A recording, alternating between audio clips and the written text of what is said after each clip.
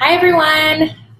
So great to be live again. It's been a little while since I've put anything together, but today I wanted to talk a bit about mortgages. So as we all know, I am no mortgage expert. I definitely encourage you to seek a lender for any follow-up questions. As long as they're basic, I can help direct you or help you a bit.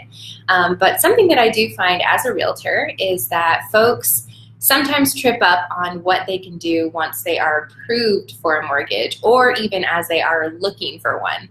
And so I'm going to share with you just a couple of things not to do when you are seeking out approval for a mortgage. And hopefully this will save you some heartache, because there have been stories, and I'm sure many realtors could tell you, of folks who have actually lost out on their dream home because they've affected their approval process. So with that said, the first thing to think about is that you don't want to make any giant purchases that could affect your credit. So that could be maybe buying a new car.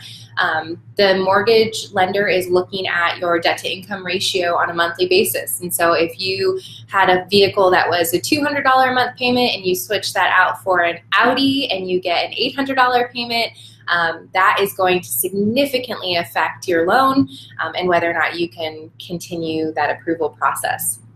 Next, you want to make sure that, and this is an interesting one, that you don't do anything in terms of changing your marital status and specifically getting married.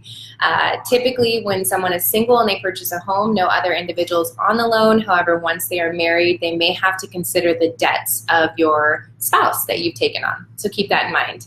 And then the very last thing is to watch out for depositing large amounts of cash. You can see Zachary peeking in here. Don't deposit large amounts of cash. And the reason for that is that, as a lender, they want to make sure that you have the reserves to pay for your down payment.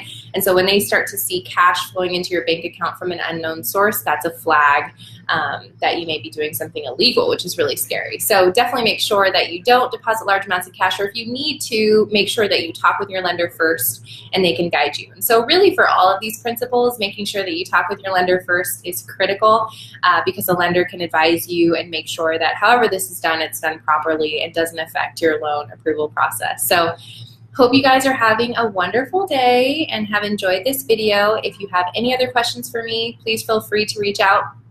I'd love to help. Thanks so much for watching. Have a great day.